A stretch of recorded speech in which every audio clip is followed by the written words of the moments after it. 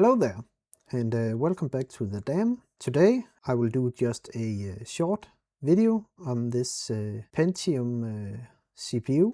As you can see, it is broken. All the pins have been broken off, so I don't care too much about it. So I thought let's try and pull off the lid on this CPU and just have a look inside. I know that many people before me have deleted the Pentium CPU and also many other CPUs, so there's really nothing new in this video except one thing that I have here, and that is, I think, a bit of a curiosity. It's a blank or unpopulated CPU, an unpopulated Pentium CPU, and as you can see on the front we have no engraving on it, and on the back we can see that we have no CPU core installed. So I really just wanted to share this oddity from my CPU collection, and yeah, there's really not a whole lot to say about it, other than it somehow got out of the factory without a core inside. So I just thought I would share it, and maybe some of you also find it quite interesting to see.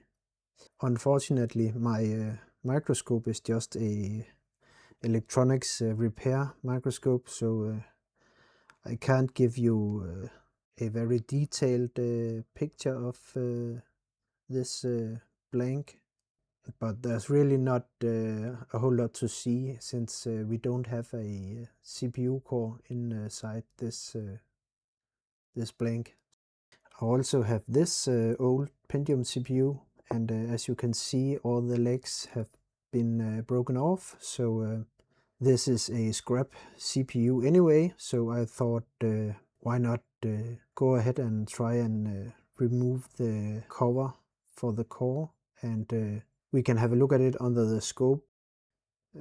Again, really nothing new, and really nothing that hasn't been done on YouTube before, but since I have this broken CPU, I thought why not just post it, and maybe some of you would find it interesting.